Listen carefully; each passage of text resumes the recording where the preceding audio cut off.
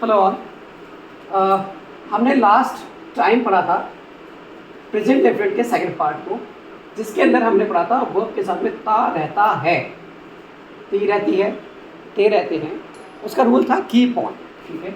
लेकिन यहाँ पर क्या है, यहाँ पर एक चेंज है, दैट इज है एंड देन है। दैट मीन्स अब हो जाएगा वर्ब के साथ में ता रहता है और ती रहती है। तो इसका रूल क्या होगा?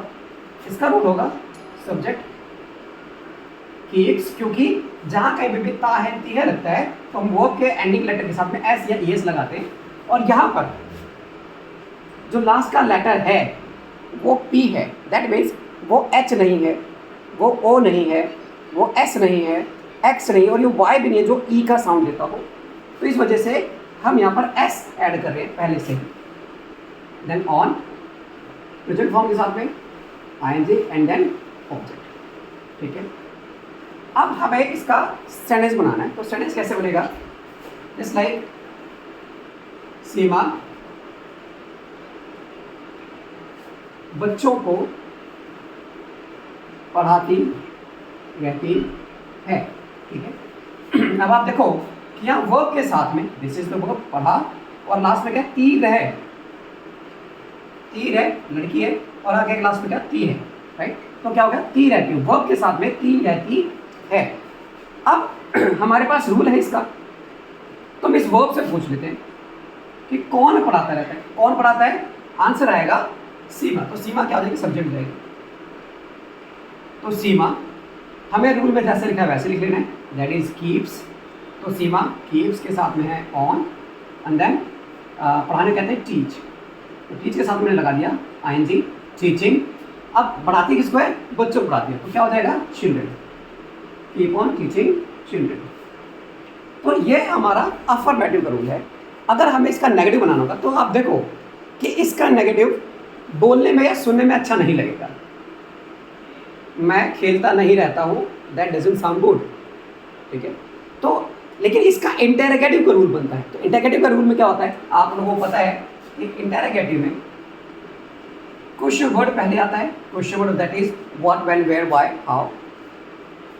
देन वी यूज डू और डज। तो जो हमने पहले जिनके साथ में आता कीप ऑन, उनके साथ लगेगा डू, और जिनके साथ आता है कीप्स ऑन। अब कीप्स ऑन ये तो मैं बताना ही भूल गया आप लोगों को। कीप्स ऑन आता है ही के साथ, शी के साथ, इट के साथ, किसी नाउन के साथ में, या कोई भी सिमिलर नाउन होगा उसके साथ में। इन सब के साथ में हम कीप्स का यूज़ करते हैं। तो जहाँ पर भी keeps that means he, she, name, similar noun के साथ में डज आएगा, और आई यूज के साथ में डू आएगा। Then come subject and then only keep on. अब यहाँ पे कीप्स नहीं आएगा, present form ING and object. एक एग्जांपल ले लेते हैं, जैसे कि तुम बच्चों की तरह क्यों हंसते रहते हो, ठीक है। अब ये आपका दैट मीन्स यहाँ पर वो ऐसी बात कहना चाहता है जो एक काम लगातार होता रहता है, ठीक है। तो यहाँ पर है तुम बच्चों की तरह हंसते क्यों रहते हो, या फिर क्यों हंसते रहते हो। तो क्यों हमारा क्या है, ये हमारा क्वेश्चन वर्ड है, ठीक है। और इस क्वेश्चन वर्ड के लिए हम क्या लगाते हैं, वाई।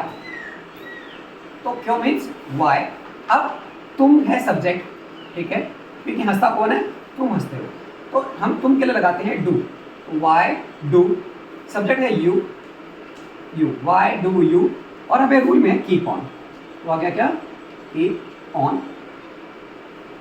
अब वर्ब हमारे पास है लैफ, तो लैफिंग हो जाएगा। अब किसकी तरह पे, बच्चों की तरह पे, तो लाइक की तरह मतलब लाइक, और चिल्ड्रन। और यहाँ पर हमारे पास है क्वेश्चन मार्क, तो हमने क्वेश्चन मार्क लगा दिया just because the sentence is interrogative. और इसका आप ये ध्यान रखो कि इसका ना तो नेगेटिव बनता है और ना ही नेगेटिव इंटेरोगेटिव बनता है, इंटेरोगेटिव नेगेटिव बनता है। तो हमारे पास दो रूल्स हैं, एक है अफर्मेटिव का और दूसरा है इंटेरोगेटिव का। तो आई होप आपको ये बहुत अच्छे समझ में आया होगा, और आप ऐसे सेंटेंस पर डे अपनी बोलचाल की भाषा में यूज़ करते ही हो।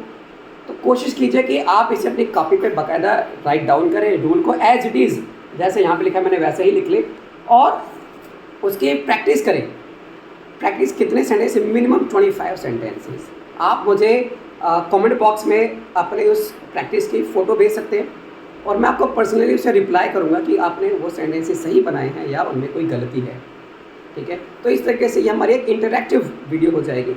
आपको भी ज़्यादा समझ में आएगा, आप बिना पैसे दिए सीख लेंगे सब कुछ। तो इस उम्मीद के साथ कि आप कमेंट जरूर करेंगे और सब्सक्राइब करना तो बिल्कुल नहीं भूलेंगे। Thank you so much.